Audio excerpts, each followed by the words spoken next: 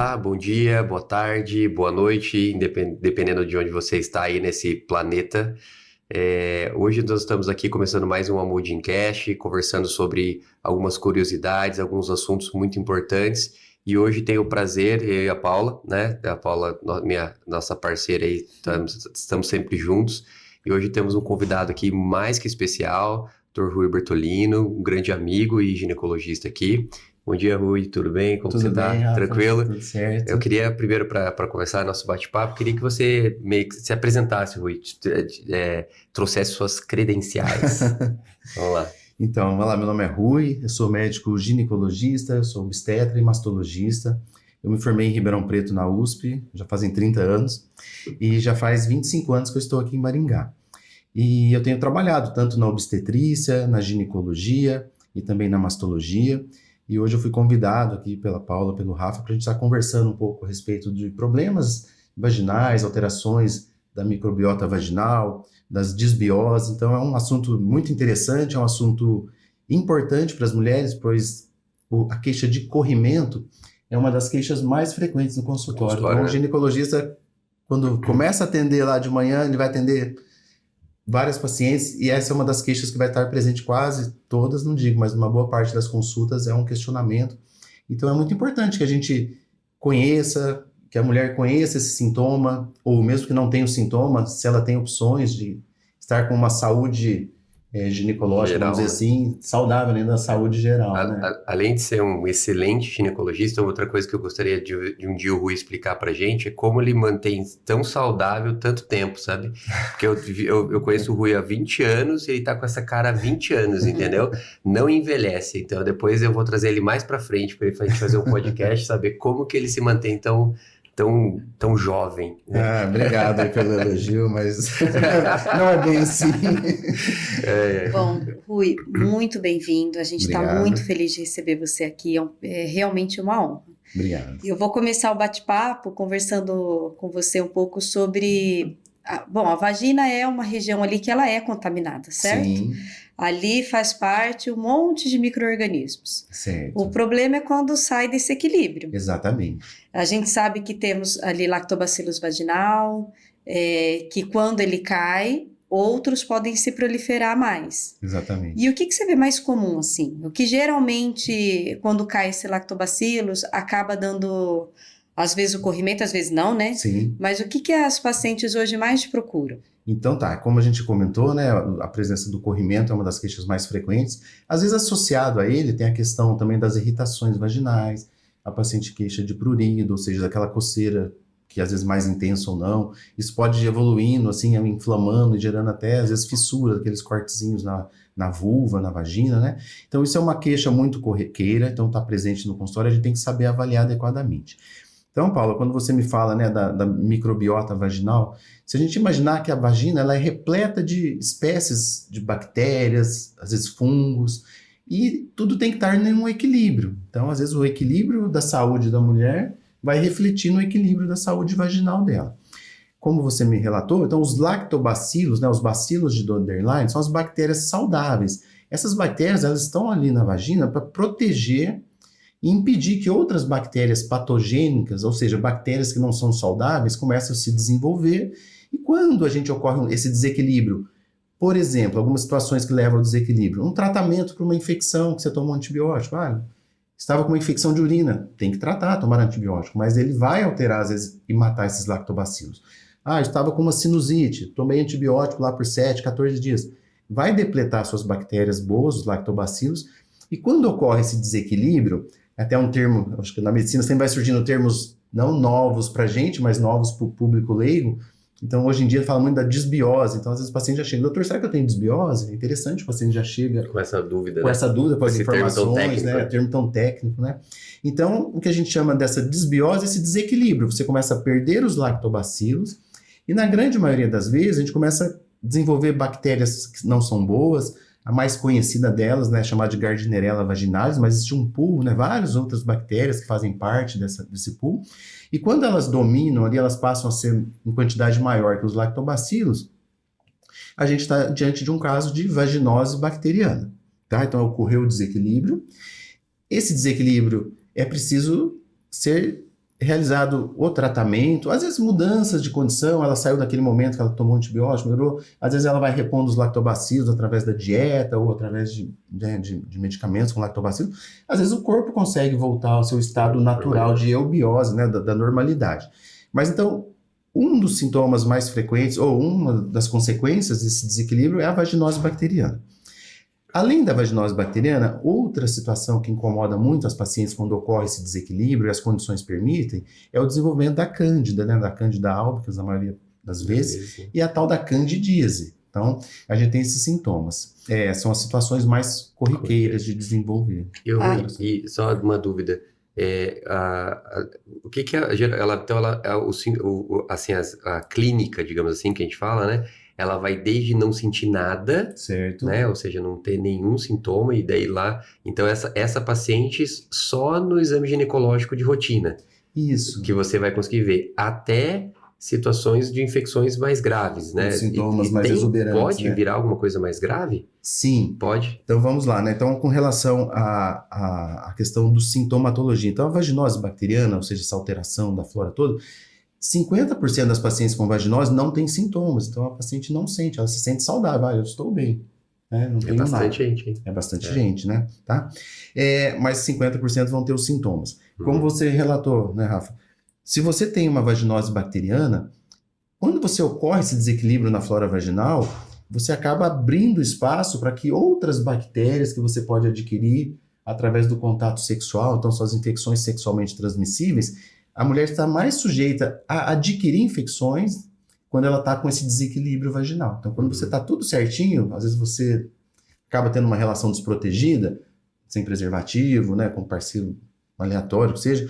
Se ele tem alguma coisa que ele pode transmitir, se você está diante de uma desbiose, o risco de você ter essa infecção aumenta. E como você relatou, um grande problema, se uma vaginose persistente ali, se essa vaginose, essas bactérias chegam até o útero, chegam até a trompa, ela pode dar uma doença inflamatória pélvica. Daí depois a Paula pode explicar melhor pra gente. Vai levar a um quadro de infertilidade muitas vezes, né? Você pode gerar alterações ali permanentes nas trompas, né? Então, ou seja, uma coisa que às vezes está lá, escondida, pode estar trazendo problemas. Sem você perceber. Sem você perceber, problemas de fertilidade, doenças mais graves, como essa bactéria chegar dentro da cavidade abdominal, sim, né? Então, ou seja, uma coisa que num exame de rotina, ou seja, num acompanhamento ginecológico, é importante seja detectado você e tratado, observar. né? Aí uma dúvida, isso faz parte da rotina de todo ginecologista fazer toda essa pesquisa, ou é alguma coisa que geralmente, assim, você gosta de fazer? Como que funciona isso no dia a dia? Eu pergunto porque às vezes né, as mulheres vão e falam assim, não é todo médico que faz toda essa pesquisa, ou é uma coisa de rotina mesmo, todo mundo faz.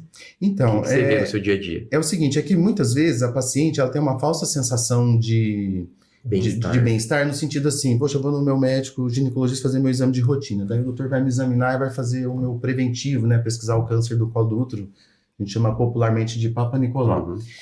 Esse exame é muito importante, é um exame que você colhe material lá do colo do útero e você vai fazer uma coloração no laboratório que o patologista permite ele identificar as alterações celulares que estão levando a um câncer do colo do útero. Então é um exame fundamental. Mas ele não é um exame adequado ou melhor opção para você avaliar a sua flora vaginal. Ele fica um pouco... porque ele avalia só a inflamação, né? Ele não avalia a bactéria, ele não está vendo né? a microbiologia. Microbiota, então, né? O preventivo, Papa Nicolau, ele não é para avaliar a bactéria. Ele não vê isso. Então, quando a gente se baseia só no Papa Nicolau para fazer tratamentos, a gente está sujeito assim, a não ter diagnóstico corretamente e, consequentemente, talvez não fazer o tratamento adequado e tudo persiste na mesma. Então, quando você coleta o material ali da vagina e você pesquisa ali no microscópio, faz um exame a fresco ou um exame microbiológico, você faz a coloração do grã, então você vai identificar, esse exame é para ver isso, não para ver câncer. Então são coisas diferentes. Então é um exame muito interessante que você faça. Obviamente que a paciente que esteja sintomática, ela deseja fazer, ela quer fazer, às vezes a paciente que não está sentindo, mas eu não estou sentindo nada, não preciso ficar fazendo mais exames, né? Mas aí são situações que a gente tem que avaliar, né? Mas é muito importante, então, fazer o exame para ter um diagnóstico correto e o tratamento correto. Eu quero voltar a alguns pontos de tudo que o Rui falou, porque ele já deu muita informação, né? Da primeira, assim, pelo que eu entendi, quando a paciente chega no consultório ali, tudo começa pela anamnese, né? Sim. Eu acho que ali você já começa a filtrar para ver as pacientes que teriam um potencial maior para ter a desbiose, e eu Sim. acho que isso pode estar relacionado ali com o estilo de vida dela, com a Perfeito. alimentação, se ela fez uso de antibiótico, número de parceiros. Ali você já vai filtrar as pacientes que talvez possam ter um potencial maior para desenvolver essa desbiose. Certo. Daí vai para o exame físico. Nesse exame físico, você também já está vendo ali algumas características da paciente que pode se beneficiar ou não, Exatamente. para você poder orientar sobre a realização do exame. Certo. Uma das coisas que você foi falando e que chamou atenção, porque é muito comum às vezes a paciente chegar aqui e você deixou bem claro que existe toda essa flora vaginal e que pode desequilibrar e desenvolver essas bactérias que na verdade fazem parte ali Exatamente. da vagina. Aham. E que nem sempre são doenças sexualmente transmissíveis. Exatamente. Porque é comum, às vezes, a paciente fala assim, nossa, mas eu tenho isso, o marido então tem que tratar, como que pegou isso? E, na verdade, pode ter sido um desequilíbrio. E existem alguns fatores que podem aumentar esse desequilíbrio. Você falou do antibiótico. Sim. Tem se falado muito também da alimentação, né, das pacientes, às vezes, que têm alguma intolerância ali à lactose, ou uso de alimentos mais industrializados, que podem desequilibrar isso, inflamatórios. E aquelas pacientes, às vezes, que sempre falam, né, olha, candidíase de repetição.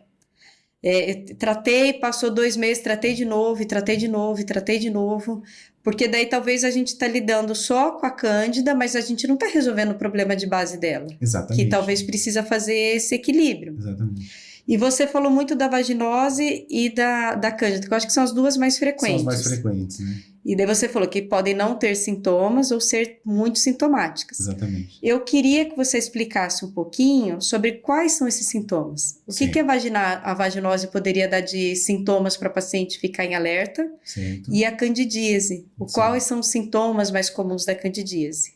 Tá, então vamos lá, né? Na vaginose, um sintoma muito típico, né? É um corrimento, que a paciente fala, tem um corrimento meio branquinho, acinzentado, tá?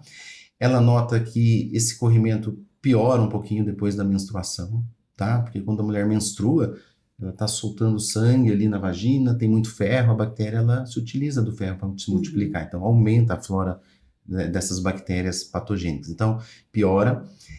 Outra característica muito interessante é que essas bactérias, elas liberam substâncias voláteis, assim, que deixam um odor bem desagradável. Então, a vaginose é uma situação que a paciente fica, ela queixa muito, desconfortável com esse odor. E para piorar mais, quais situações que pioram o odor? Na menstruação, porque as bactérias estão se proliferando por causa do sangue, e também no contato com o sêmen. Então, é uma coisa que incomoda, porque a paciente está bem, ela vai lá ter a relação sexual, acaba de namorar e fala, nossa, que cheiro, que vergonha, né? Se o meu parceiro sentiu também.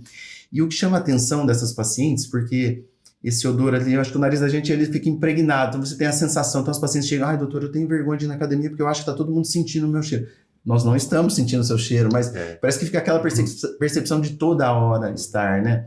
E o cheiro é muito interessante, porque quando eu faço o exame ginecológico, para fazer essa pesquisa, a gente faz um teste muito antigo, né? Que você pinga uma gotinha de hidróxido de potássio ali na secreção que você coleta e gera um odor muito desagradável em algumas vaginoses, não em todas, né? Talvez dependendo do tipo de bactéria que predomina. Então, esse é um sintoma muito característico. Então, é o corrimento e a queixa do odor. Esses né? são os dois mais frequentes. Da vaginose, sim. Porque a vaginose, ela é um processo que ela não gera inflamação, né? Porque quando a inflamação a gente chama de vaginite. Aí daria dor, outras coisas, dor, não costuma dor ter, pra né? namorar. A não ser se depois começa a se agravar, outras infecções se sobrepõem, né? Já em relação à candidíase, a gente tem a queixa muito comum, que além do corrimento, que no início é discreto, depois vai virando um corrimento que parece aquela nata de leite, né? Forma aqueles grumos, e quando a candidíase está muito acentuada, de branquinho, ele começa a ficar esverdeado nessa secreção, e ela é muito intensa.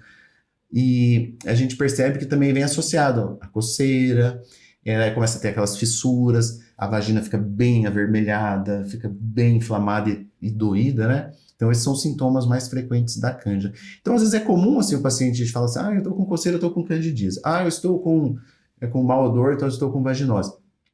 Só que nem sempre isso é certinho, uma coisa baixa com a outra. E outro detalhe, né? Não é o mais comum, mas muitas vezes a gente se depara com as duas situações juntas, né? Então você atende o paciente, ela está com uma queixa ou suspeita toda de candidíase. Você vai avaliar, quando você olha ali no microscópio, tem a vaginose e a candidíase. E se eu tratar uma, talvez o pior é outra, né? Exatamente, você pode dar mais substrato para aquela... Uma é bactéria, e outra é fungo, né? E como estão todo mundo disputando ali o espaço, se você começa a diminuir, a outra pode proliferar um pouco mais, né? E o que acaba sendo comum, né? A maioria das mulheres, por ter essas infecções, às vezes de repetição, acham que precisam triplicar o cuidado ali da higiene. Então, vou usar o sabonete íntimo todo dia, vou me lavar não sei quantas vezes por dia. Eu queria que você falasse. Eu falo que assim, a impressão é que ela fala assim, já que eu não consegui com antibiótico, eu vou matar na pancada. Entendeu, né? Não, e a gente vê assim, aquelas pacientes com esse desespero, né? Tem paciente, quando você chega no consultório e fala, doutor, vontade de passar álcool ali, vontade de pegar um bombril e esfregar, que eu não aguento de irritação. Então é desesperador mesmo, né? Só que o que você falou, Paula, tudo é o excesso, né? O excesso de higiene não é saudável, né? Se você ficar se lavando toda hora, você vai tirar sua proteção. Você também sensação de fazer ducha vaginal, que a gente não recomenda, porque quando você faz uma ducha vaginal, você vai estar tirando aquele momento ali, aquelas a flora bactérias, positiva mas também. Você está tirando sua flora, toda a proteção da vagina. Então, naquele minuto, te dá uma sensação de alívio, no sentido de, nossa, eu estou super limpinha, não tenho corrimento. Mas você só está potencializando e piorando o processo. Ele vai se tornando cada vez mais agressivo. Aí, voltando no aspecto que você falou, porque muitas vezes é uma característica ou uma condição de vida, o estilo de vida, melhor dizendo, que vai predispor a você ter essas infecções. Como você falou, vaginose, sabe? Quem tem mais parceiro, troca de parceiro, tem mais risco de infecções. A candidíase, diabético, por exemplo. Diabético tem uma quantidade, tem uma imunidade mais baixa, aquelas alterações. Hoje, esses medicamentos que a pessoa perde glicose pela urina, também aumenta o risco de candidíase. Então, você vai tendo situações que você tem que conversar. Por isso que, assim, eu falo, hoje o paciente, por um aspecto, ele chega no consultório, é uma coisa que, pra gente que é médico, hoje você estuda, você tem que fazer. Ouvir o paciente, examinar, ver um exame, chegar numa conclusão, um tratamento. O paciente já chega. Doutor, eu vim aqui para o senhor me dar um remédio para minha candidíase. Já vem para o tratamento direto, Às vezes você não tem candidíase. Então a pessoa, doutor, eu vim aqui para o senhor pedir um exame tal que eu quero fazer. Ou quando nem veio, né? Foi na farmácia e já comprou. E você quer tentar entender o porquê que está tendo a candidíase. E não só tratar aquele momento, no começo, né? Então, quando você cita para mim, né? Olha, estilo de vida, isso. Se uma pessoa tem uma intolerância à lactose, ela está ingerindo leite, a gente sabe que ele é um processo, vai gerar uma inflamação, um desequilíbrio no corpo como um todo. Isso vai piorar a candidíase dela? Com certeza. Você tem uma intolerância ao glúten, se ela comer glúten, vai piorar. Lógico que a gente não deve chegar para uma paciente e falar assim, olha, você está com candidíase, você não tem intolerância à lactose, tem intolerância... corta o glúten, corta carboidrato, corta tudo. Não é por aí, você vai estar fazendo um desserviço, mas você tem que falar, olha, seja saudável, pratique atividade física. Aí outra coisa, fez exercício, vai lá, tira aquela calcinha que está úmida, aquela calça sintética, que deixa tudo úmido e quente, que a cândida gosta disso. Então são coisas. Por isso que no verão, né, tanta gente reclama de candidíase quando vai pra praia, piscina, porque fica o maiô molhado o dia inteiro. A cândida adora calor e umidade, é o que ela precisa. Então, são hábitos. Olha, vai pra praia, mas, poxa, acabou ali, vai lá, troca de roupa. Troca de roupa, né? Fresca, né? Exatamente. Então, são situações que a gente tem que... É um estilo de vida, não é só você diagnosticar e tratar. Isso, a gente até faz um checklist de cuidados, essas recomendações, porque hoje em dia, tem aquela história, né, a gente aprende com a mãe, com a avó, faz coisas... Tem coisas que são legais, são certas, mas às vezes é um conceito errado, você fica fazendo a vida toda, porque eu aprendi, minha mãe me ensinou assim. Às vezes não é o correto. Às vezes a gente tem profissionais, né, que hoje a gente tem acesso à informação, né, infelizmente nem todo mundo passa informações corretas, né, então às vezes você pega um profissional passando uma informação, poxa, isso aqui não é verdadeiro. Então é importante seguir isso, né, e a gente tenta, quando tem essas queixas, né, a gente passa assim, vou te passar um relatório aqui de recomendações, orientações, tanto assim no dia a dia, na sua higiene íntima, relacionada à relação sexual, né, com o parceiro, e não fui eu que inventei, né, para falar que o doutor é homem, não entende nada disso, que vai me ensinar a cuidar da minha vagina. Mas isso até foi de onde eu fiz lá em Botucatu, né, e o pessoal tem lá um ambulatório fantástico de cuidar desses problemas crônicos, que é sempre um desafio. E eles têm um checklist, eu peguei deles e eu repasso para os pacientes, falo, olha, segue isso aqui. Às vezes são coisas que são difíceis a gente fazer, porque é a mesma coisa, olha, você tem que fazer exercício 4 vezes na semana, não comer tanto, emagrecer. Você sabe disso, mas é difícil fazer. Mas quando você está numa situação vulnerável, eu estou passando mal, eu não melhoro, acho que você aceita E fazer daí não é só o tratar, né? Você entender que a base ali talvez não tá legal e não vai é ser normal a gente persistente, ter né? candidíase 6 vezes por ano. Não Exatamente, é não o é habitual, mesmo? não é normal. E não adianta só querer tomar o fluconazol ou usar a anistatina, né? Sim, É além tem que ter as disso. outras coisas juntos, É né? além disso, né? A gente tentar fazer com que não ocorra novamente. E um desafio muito grande pra gente, porque os casos esporádicos, episódicos, tive uma vez na vida, esse é fácil de Isso é tratar, tranquilo. porque você trata, vai resolver. Mas nós temos pacientes que é o desafio pra gente e pra elas, que é a pessoa que tem uma situação recorrente, né? Então tem gente que tem uma candidíase vulvovaginal recorrente, ou uma vaginose recorrente. Então é muito importante quando a gente faz o tratamento, e a gente fala, olha, volta pra gente fazer o controle para ver se você curou. Isso é fundamental, porque às vezes eu trato lá, metronidazol, para tratar a vaginose. Ela volta, tá tudo igual. Você fala, ai meu Deus, decepção. Mas eu tenho que partir para outro tratamento. Isso. Eu tenho que usar outras situações, como ácido bórico, né, tal, para desfazer o biofilme, que é uma situação ali que as bactérias vão se organizando para não serem afetadas pelos tratamentos. E você tem, quando você tratou, mas o meu caso ele é recidivante, eu tenho que fazer tratamento a longo prazo. Senão volta. Né? Você falou um negócio que eu achei bem interessante, que é dessa parte, que é quando para nós médicos é sempre muito muito ruim quando a gente passa um tratamento. Quando a gente passa um tratamento, a gente faz um diagnóstico, faz um tratamento, a gente quer resolver, né? A gente tá na mesma torcida que o paciente. Com certeza. Só que não é todo o tratamento que vai estar pronto. E nesse momento, o paciente está decepcionado, mas uma informação importante, a gente também, né? Nós estamos com você, nós né? estamos juntos, né? Então, assim, aí você faz um novo tratamento, que às vezes pode dar certo. Também não, e pode não dar casos certo. crônicos é difícil. E aqui que eu vejo, não sei se você tem expressão também, aqui é um momento que, às vezes, a paciente começa a não fazer o segmento adequado e o médico também, às vezes, não. Né? Ele começa a ficar desanimado, fala, já tentei de tudo e não... Então, isso que eu te falei, né? Isso é uma coisa que me incomodava, né, de não ter o resultado, né, daí eu falei, vou buscar armas para... Eu acho que eu encontrei uma condição de dar um tratamento adequado. Mas é isso que você falou, a paciente, ela fica e, além do mais, às vezes ela fica um pouco, não resolve. Aí começa a fazer coisas, assim, que não tem comprovação científica. Por exemplo, teve um momento que tinha aquela situação de falar assim, coloca óleo de coco dentro da vagina, ensinava até a fazer, põe dentro do negocinho ali, põe no congelador. Só que o óleo de coco, se você usar ele para lubrificar sua vulva, ele é ótimo, ele é um ótimo lubrificante, mas internamente ele é irritativo para a mucosa vaginal. Então não tem sentido, né? Mas a pessoa está desesperada, ela topa tudo, ela começa a fazer 1001 tratamentos, tudo que passar, minha amiga usou, eu vi que eu não sei o que, eu vi na internet, e começa, só que eu fico infelizmente não vai dar certo, às vezes pode até piorar a situação. Né? E tem pacientes que o que é importante a gente trazer também, né? Impacta muito na vida do casal, porque não é tão incomum a paciente falar, olha, eu tenho relação sexual, e pode ser por uma falta de lubrificação, por N fatores, e tenho relação, 3, 4 dias depois, desenvolvo a candidíase. Então, não quero nem ter relação mais, porque eu já sei que vai acontecer, só que a relação sexual é um pilar importante do casamento, Sim. E daí começam a ter as confusões ali, né? E por isso que entra esse papel ali do médico tão importante de realmente acolher esse casal, de conversar e de tentar auxiliar para que não volte a acontecer. E não só tratar aquele caso ali específico e ter paciência. Exatamente. Porque cada ser humano é único. Exatamente. O que eu vou dar para um, às vezes vai funcionar de forma brilhante e para outra não. E eu vou ter que ampliar a investigação ali, ter paciência e tentar outros tipos de tratamentos.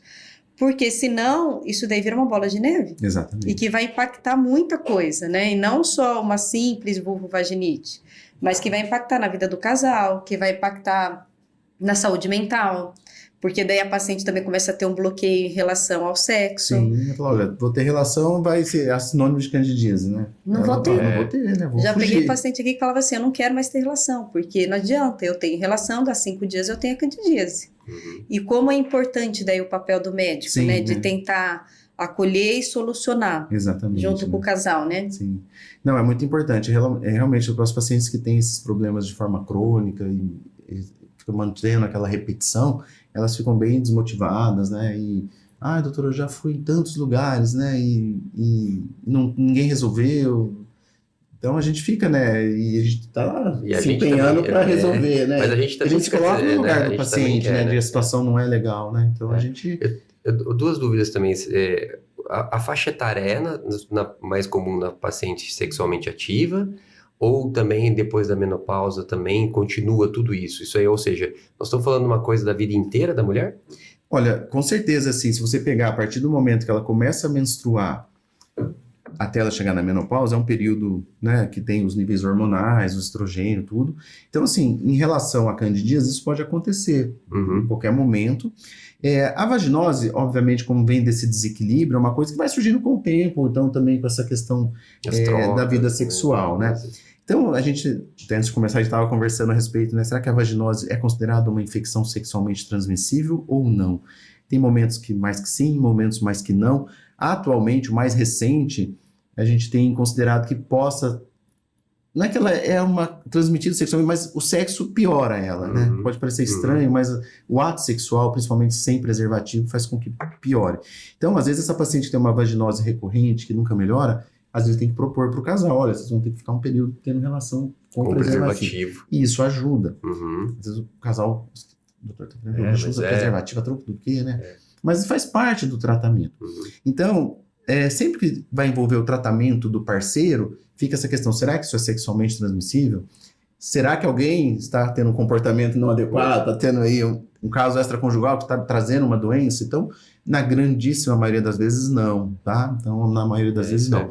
Mas quando a gente tem situações assim que fica perpetuando, a gente tem a obrigação de tratar o parceiro, porque o parceiro pode ser uma fonte de reinfecção, né? Então, se você não trata, talvez num episódio único não seja necessário, mas aquela situação, sempre volta, o parceiro ele vai ter que... Porque às vezes não é o parceiro que tem a bactéria também, às vezes a bactéria tá lá, mas o atrito da relação sexual, né, também pode gerar... Vai gerar toda a situação favorável ao desenvolvimento. A ejaculação dentro da vagina muda o pH vaginal. Exatamente. Então, não é só um fator, né? Por isso que a gente tem que entender. Eu acho que essa pesquisa, né, da parte feminina, por isso que eu tô achando tão interessante a gente pesquisar e saber exatamente o que está acontecendo para a gente tomar a medida. E não sempre assim, corrimento com essa cor é tal coisa. Usa comprimido e tal, né? Mas e o contexto? Né? E o contexto. Se persistir, vai continuar tudo na mesma. Exato. Né? Agora eu queria aproveitar um pouco, Rui, eu vou puxar um pouquinho para o meu lado, que é para falar da infertilidade, das endometrites. Já tem muitos estudos falando de endometrite e de infertilidade. Endometrite só... É infecção do endométrio. Do endométrio. Daí, da parte então, dentro do útero. Né? Que pode... Bom, o útero, ele só tem comunicação com 2 lugares, que é a vagina ou é a trompa uterina. Então, se eu tenho uma infecção dentro do útero, tá vindo dali. Os estudos falam que se vem da trompa, geralmente são aquelas pacientes que têm hidrossalpinge, que são essas trompas dilatadas, com acúmulo de líquido, que pode refluir ali para dentro. Ou vem da vagina. E isso é muito discutido, porque antes a gente achava que era impossível ter alguma infecção dentro do útero, né? E hoje, quando a gente avalia a infertilidade, está sendo comum a gente pegar essa infecção dentro do útero. E a gente avaliar, e a gente tratar, e a paciente acabar engravidando. Primeiro, existem 2 formas ali da gente tentar diagnosticar essa infecção no útero, que é a gente entrar com uma câmera, que é a esteroscopia, para ver se tem sinal clínico, ou uma biópsia. A gente entra com uma cânula estéreo, puxa um pedacinho dessa amostra e a gente vê se cresce alguma cultura que justifique ali essa infecção. E saiu um estudo, eu tinha até conversado com o Rio um pouquinho antes, muito legal, foi um relato de caso de um chinês que estava em Harvard falando sobre isso, de uma paciente que já tinha feito 10 transferências com avaliação genética de embrião, com avaliação do ERA, que é do endométrio ali, para datar o tempo da progesterona, que N fatores, e obviamente que daí foi sendo uma caminhada, que tudo foi retirado, e ele pensou em avaliar essa flora vaginal, porque ele acreditava que se ele tivesse uma flora vaginal que tivesse contaminada, ela poderia estar causando endometrite, e mesmo que ele tratasse endometrite, se lá fora continuasse infectado, isso seria repetido inúmeras vezes. E naquele trabalho específico, ele fez até por PCR, que eu acho que não é uma forma de fazer que é muito mais cara, é muito mais difícil. Aqui no Brasil, acho que fica inviável, não sei se a gente consegue fazer dessa forma. E daí eu acho que entre essa pesquisa que você faz no consultório, Isso, né, que da já necro- iria nos auxiliar muito, Certo. e fazer a avaliação da cavidade mesmo. E depois dele ter detectado isso e ele ter tratado de forma efetiva, a paciente acabou engravidando. Então, isso foi apesar de ser um relato de caso, que na literatura não tem um poder tão forte para gente, Certo. mas eu acho que foi um relato de caso, assim, Para excepcional. abrir os olhos, né? Olha, vamos ver todas as Isso. possibilidades, né? E depois esse trabalho mudou muito a nossa conduta aqui na clínica. Legal. E ele usou muito o lactobacillus via vaginal, porque ele acreditava que a absorção ali na vagina era um pouquinho melhor. Certo. E a gente tem observado isso aqui na clínica. Então, o paciente que é de fertilização mesmo, às vezes, a gente acaba dando o lactobacillus via vaginal antes da Aham. transferência. Entendi. E a gente tem observado realmente uma melhora dos quadros e Certo. das queixas, né? E, novamente, como é importante investigar tudo, Sim. porque não é incomum, às vezes, a paciente vir na clínica e falar, doutora, eu tô tentando engravidar há 2, 3 anos, fisicamente ela não relata nenhum corrimento, ela não relata nada, Mas pode ter ali, né? e pode ter, desbiose e a e gente tal. faz essa investigação inicial e a gente detecta e trata e a paciente engravida. Certo. Então, é ficar em alerta também em relação a isso, né? Porque, às vezes, o que a gente não visualiza pode ter um impacto tão grande Exatamente. e resolver problemas, às vezes, que a gente nem imagina, né? E nesse sentido eu fiquei né, foi um alerta da quantidade que na verdade não sente nada, né? Exatamente. Né, que é a Os maioria. assintomáticos, né? Pelo Né? menos Então, metade, né? Exato, né? Ou seja, metade das pessoas que têm não sentem nada, não caracterizam aquilo como algum problema, né? Eu pego, daí assim, a gente pega uma parte da população aqui que é da infertilidade. Então, já estou falando aí em torno de 10, 15%, né? Então, não é que 90% vai ter endometriose. Não, eu pego já um grupo que foi já tem- selecionado. Sim, a gente sabe. Que já foi selecionado. Então, talvez o que eu pego de forma mais comum é que já houve um funil. Sim. Eu não estou falando para a mulherada chegar no ginecologista falando, quero investigar tudo, eu quero Endometriose, investigar. Não. exato, Assim, eu tenho 20 anos, quando tiver 30 eu quero ter um bebê. Sabe que eu não vou investigar Exatamente. endometriose? Não, é isso que eu tô por aí, falando. não é por todo Mas mundo. eu acho muito interessante, Paula, porque quando você se depara com um caso de infertilidade, obviamente a gente vai focar ali naquelas causas mais tradicionais, né? Ovário policístico, endometriose, casos de Se a obstrução trompa tubária, tá- né? Isso. Ou se você tem pólipos no útero, né? E às vezes uma coisa simples, que é ver como é que estão as bactérias, os lactobacilos, né? Acaba Passa ficando meio deixado despercebido. de lado, porque até então a literatura não relatava tal importância, né? E a E é paciente uma coisa não traz a que queixa. você faz de maneira tão simples, né? Que você consegue. Eu sei que sempre é um desafio para nós, porque a gente fala assim, nossa, mas você tem que ter lactobacilos ali na vagina. Vou pôr lactobacilos lá, né? Mas é que a medicina tem algumas coisas que é tão óbvio, mas assim, carece de pesquisa e que comprove que isso funciona. Exatamente. E começa a ser uma coisa assim, olha, eu já tenho medicamentos para comprar pronto. Então a gente caminha assim, parece sempre um passo atrás, né? Assim, tudo indica que isso seja verdade. Por que não fazem, né? E mostrem, comprove isso pra gente. Mas, E é difícil Não é tão comprovar, rápido, né? porque para você pegar o Fazer número de pacientes que seja assim, de forma homogênea, você conseguir fazer o diagnóstico, é que em reprodução, como não tem o tratamento certeiro, Você tem que fazer, né? Você tem que... e daí a gente vai tentando puxar Tudo. pecinhas ali de Sim, quebra-cabeça exatamente. para aumentar a Peças. Tudo que probabilidade. você possa aumentar uma porcentagem de sucesso, vão Acaba agregando, fazendo. né? E novamente, isso daí é um percentual pequeno da população. Porque Sim. senão a gente já passa uma informação que a pessoa já fica. Ou será que eu não tenho essa doença? Não, eu Como não é que deixa eu sinto. anotar aqui o nome dessa Eu não Próxima sinto consulta, nada. doutor, eu quero que o senhor pesquise aqui, ó. Não, eu não sinto nada, e doutora, eu vi que. Não é isso que a gente está falando, né? Sim. O que nós estamos contando É a que. importância, né, da saúde vaginal para Isso, tudo, né? e a anamnese, você filtrar a pessoa que vai se beneficiar de exame, que não vai. Mas que hoje existem, a medicina também está evoluindo a ponto de ajudar inúmeros casais ou mulheres a ter uma qualidade de vida melhor. Eu acho que a ideia é essa, né? Sem dúvida, né? E não é um exame, nenhum deles, eu acredito que você também não deva fazer essa pesquisa para 100% das suas de jeito pacientes, nenhum, né? porque existe essa conversa, Sim. para você detectar quem vai se beneficiar ou não, né? Exatamente. Então, o paciente, você fala, poxa, aqui merece investigar, né, o estilo de vida, ou queixas, ou histórico do paciente, né? Sabe uma coisa que me chamou a atenção agora? Assim, a gente falou várias, de fazer o exame, fazer que exame que é esse? Só que a gente falou várias vezes aqui para nós, a gente Não, sabe, a gente mas sabe assim, é que qual o exame dessa para a gente detectar? esse exame, né, que a gente coleta, eu coleto o material da vagina, eu faço pesquisa ali do pH, Mas para tem ver que a fazer, acidez vaginal. tem É que um fazer o exame ginecológico, exame ginecológico, mas é um exame simples, normal. você coleta ali com suave, né, que parece um cotonete, não, um hastezinho de algodão, passa na lâmina. Dói? Não, o preventivo incomoda mais, porque é uma escovinha que vai no colo do útero, ela é áspera, da paciente reclama, dá uma cólicazinha discreta quando faz, mas esse outro exame não, porque é um cotonete que então você não dói passa, nada. não dói nada. Eu coleto o material e a gente já leva no microscópio ali, já consegue avaliar de imediato, né? Então eu falo, quando a paciente está se trocando, eu vou ali e para ilustrar, até para o paciente entender, eu gosto de deixar assim, eu coloco na tela do computador, eu ponho no microscópio que tem a câmera e fico mostrando, olha aqui, você tem um lactobacilo, olha aqui como você está, daí eu mostro um caso normal, de candidíase, para entender a diferença. Então, fica bem lúdico, assim o paciente entende.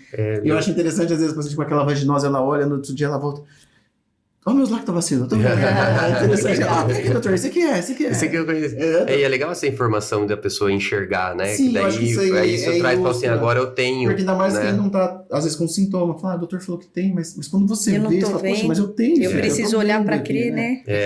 Então, é bem bacana, né? Então, a gente faz o exame, né? Então, é um exame bem tranquilo, o exame de consultório. Super rapidinho, né? faz, e dá muita informação. E o que acontece é o seguinte, lógico, né? Eu tenho treinamento para fazer isso é muito bacana. E outras coisas que você detecta ali também, é um assunto que a gente vai fugir, que de infecção, mas que tem tudo a ver, é a tal da vaginose citolítica, né? É uma situação, assim, que não é infecciosa, mas é uma situação que você só consegue ver isso ali, não tem outro exame para você detectar. O que é essa vaginose citolítica? Você começa a ter um excesso de lactobacilos, então, em vez de você ter aquela quantidade, você tem 10 vezes mais, 5 vezes mais. E aquilo vai gerando, como o lactobacilo ele libera ácido lático, e vai ficando mais ácido na vagina, que tem que ser, mas ela fica demais. Então a pessoa machuca. Ela tem sintomas de candidíase, então é muito comum, às vezes a pessoa, eu tenho uma candidíase que nunca melhora. Aí você vai examinar, não é candidíase, é uma vaginose citolítica. E aí às vezes você pode. Tudo, né? E às vezes você pode. Muita água mata a planta, né? E nesse caso, também. se você der mais lactobacilo, não vai adiantar nada. Vai piorar, né? Não vai piorar, né? Então você tem que, às vezes, fazer um tratamento para tentar diminuir essa acidez, para buscar o equilíbrio. Então, tem bastante coisa interessante, né? Tem outras... Você consegue ver, por exemplo, quando nós voltamos lá atrás, você perguntou, né, da época da vida da mulher, mas quando ela está na menopausa, você começa a ver ali que você tem as células vaginais foram atrofiadas, você perde o aspecto, já não são aquelas células que a gente chama de superficiais, são umas células diferentes, então você fala, olha, tá com uma atrofia. Às vezes você tem uma inflamação, então você tá com uma inflamação também. E você já não consegue ter lactobacilo nessa fase, né? Então começa a ter você pode ter uma vaginite aeróbica, outro problema também que pode acontecer. Então tem várias outras situações que a gente consegue detectar e daí fazer o tratamento, senão a gente fica meio patinando com o paciente, né? Sem melhorar tudo, né? Eu acho que essa é uma das dificuldades, né? Eu tenho essa mesma leitura um pouquinho por causa das infecções urinárias, né? E às vezes as infecções urinárias acabam tendo um pouco dessa história, dessa dificuldade, vem e vai, e piora um pouquinho, melhora um pouquinho, Sim. passa um período um pouco melhor, né? Só que não é todo sintoma de infecção que é infecciosa. Né? Que é isso aí que você está falando né? agora. Às vezes também eu falei para você tem uma irritação na bexiga, né? Como abacaxi me dá infecção de urina. Não, você pode estar com uma acidez ali, dói, arde, mas você não tem infecção, né? Ou às vezes mas vaginal. Às vezes, né, Rafa, se você tem ali isso, porque quando você tem os lactobacilos, né, ninguém tem infecção urinária por lactobacilo. Não, essa eu não vi ainda. Mas você tem as outras bactérias que estão ali, né? Escherichia coli, pode estar. Então, se você tem uma vaginose, na hora da relação sexual, quanto dessas bactérias vão ser jogadas para dentro da bexiga, né? Quem tem as vaginoses, ela é um grupo de risco para as infecções urinárias. Porque mudando a flora, mudando o equilíbrio daquela região, ali as bactérias ruins se aproveitam desses desequilíbrios, né? Não são as boazinhas que se aproveitam. E isso aumenta o risco de ela ter, né? E a causa também a múltiplos parceiros, ou a frequência da atividade sexual também pode estar relacionada. Então, são dois assuntos que eles se conversam um pouco, assim, exatamente, né? Eles Eu vou conversam fazer uma pergunta, então, para talvez juntar o urologista aqui com o ginecologista, que é comum as pacientes perguntarem. Doutor, por causa do desequilíbrio, então, eu tenho sempre, depois que eu tenho relação sexual, desenvolve alguma coisa. Então, se eu tiver relação sexual e fizer xixi em seguida, vai diminuir a chance de eu ter alguma coisa? Ou infecção urinária ou a candidíase? Da parte urinária, sim. Da parte urinária, esse é um hábito muito bom. Porque durante a relação sexual, a mulher produz secreções na região ali, e que acumula. E isso, aí, por conta do movimento, entra um pouquinho dentro da uretra, tá? Só que ele não entra e entra lá dentro da bexiga, né? Só que a uretra, ela não é um tubo aberto, né? Ela fica colabada, e isso tem um efeito que a gente chama de capilaridade, que esse líquido pode começar a subir e ir para dentro da bexiga. Isso acontece na vagina também. Mas, então, assim, na hora que você faz xixi, você limpa, entendeu? Então, fazer um pouquinho de xixi depois, não precisa ser 2 litros, precisa ser só um pouquinho, é um hábito muito bom para infecção urinária. Para vaginose, eu não sei. Não, mas isso você falou, né? A gente, como tem alguns pontos, né? Que a urologia e ginecologia se conectam, né? Se conectam, né? Mas e as infecções urinárias, os pacientes procuram a gente, mas você falou, olha, não precisa ter relação de bexiga cheia, que deve ser desconfortável. Não. Mas você tem que tentar fazer xixi depois da relação. E não precisa ser logo depois, assim, tipo, mas, assim, ejaculou e já levanta. Mas assim, depois ali 5 minutinhos, continua ali namorando, tudo, mas 5 minutinhos, 10 minutinhos depois, vai lá e faz. Sempre um pouquinho tem, né? Tem uma limpeza mecânica. Mecânica, né? Não, mas é bem interessante. Então, assim, para a parte urinária tem sim. Então, uma coisa. Rui, e o tratamento? Igual a gente já falou, assim, que né, vai e vem e tudo. Então, sabendo o que tem, é mais fácil de tratar, né? Sim, exatamente. É isso que você... Esse é fundamental, uma coisa, né? Você, por exemplo, a vaginose, você tem, descobrir, então vou tratar. Só que a gente carece de opções terapêuticas, infelizmente não tem, né? Se você pega lá atrás e hoje, às vezes as medicações são quase as mesmas, né? Então a gente não tem uma evolução. Você usa metronidazol, usa clindamicina, usa o ácido bórico em algumas situações, associação deles, conseguir o tratamento, às vezes é a persistência de, por exemplo, olha, tratei uma vaginose recorrente, nunca melhorou, sarei. Agora, às vezes eu vou ter que continuar usando o creme vaginal, às vezes 2 vezes na semana. Não é invenção minha, isso é protocolos de pesquisa que mostram que isso dá resultado a longo prazo. Então, é difícil. A gente entende que a paciente tem que se dedicar muito para ela ter o sucesso. E na candidíase é a mesma coisa, a gente também não tem medicamentos. Você vê nos Estados Unidos tem alguns medicamentos novos, mas como a gente já conversou, aí a gênese é a situação como um todo, não é nem o fato do antifúngico que nós temos hoje seja ruim, né?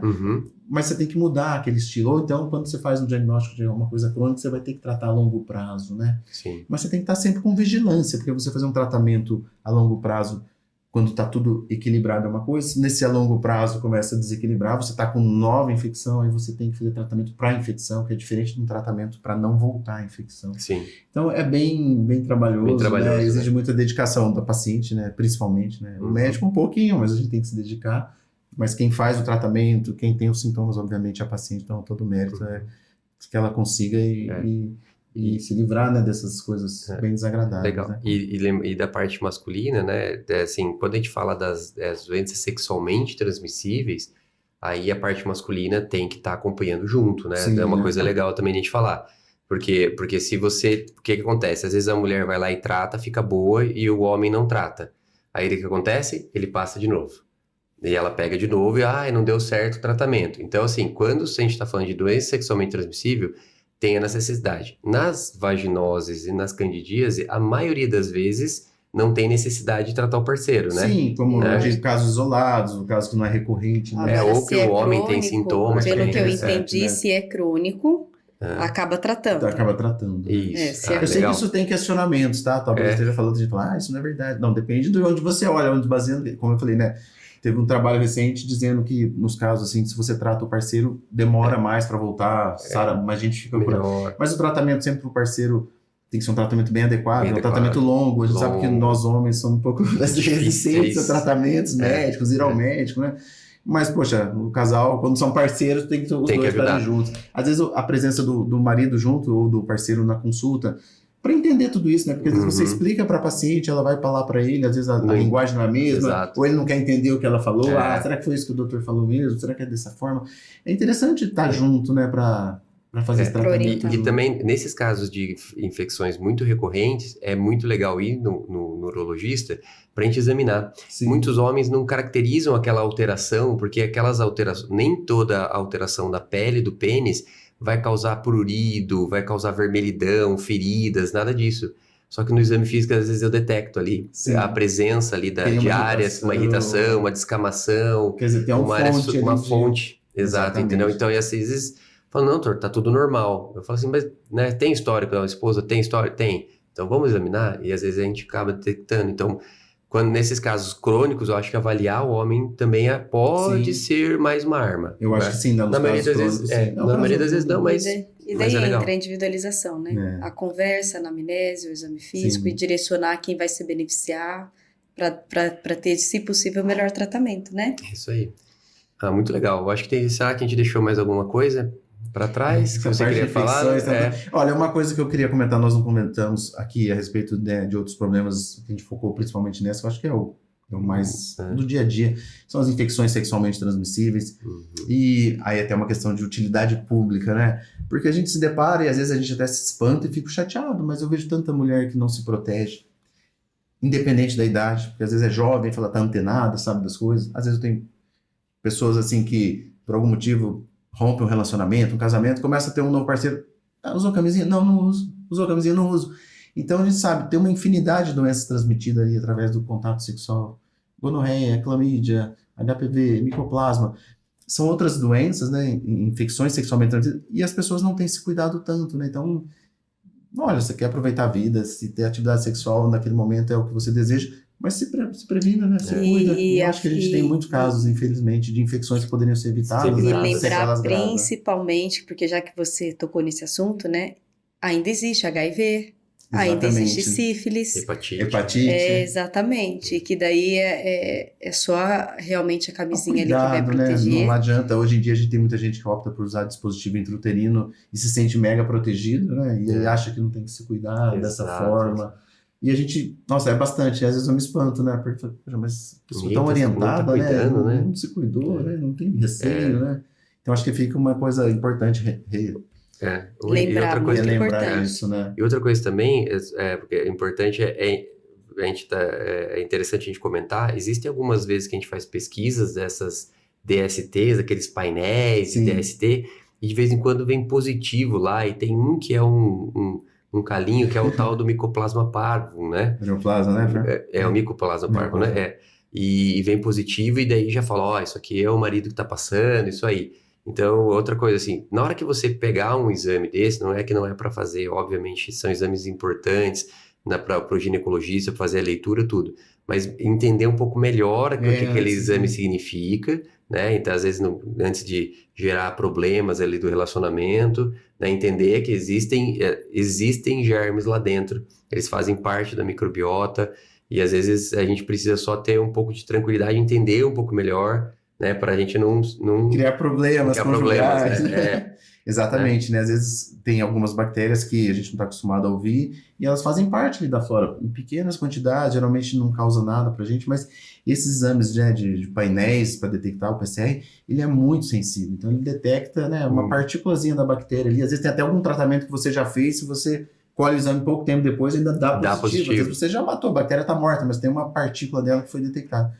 Então, tem que saber interpretar ou não se desesperar, né? Conversar com o médico é a melhor opção. Eu acho legal a gente falar disso, porque de vez em quando gera, né? Vem uns homens desesperados lá no consultório, né? Que, meu Deus, falaram isso. Quando eu falei, calma, vamos lá, deixa eu olhar de novo, vamos ver certinho pra gente ver, tá? Bom, queria agradecer, Rui. Putz, muito legal, conversa muito gostosa, bem tranquilo. Agradecer a Paula também.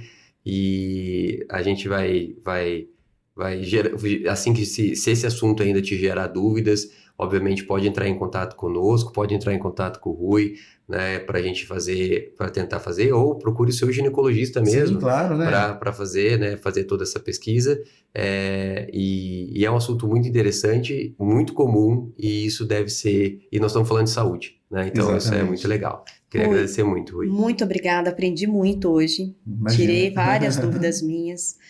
Queria deixar aqui aberto para você voltar para falar de outros assuntos, que acho que a gente ainda vai isso aqui ter não acaba, muitas né? trocas. Você vai falando, você pega um assunto e tem mais coisas, a gente podia falar do estrépito para gestante, então assim, talvez depois a gente marque alguma coisa para falar um pouco de obstetrícia. Certo. E queria agradecer e deixar aqui as portas abertas para você retornar.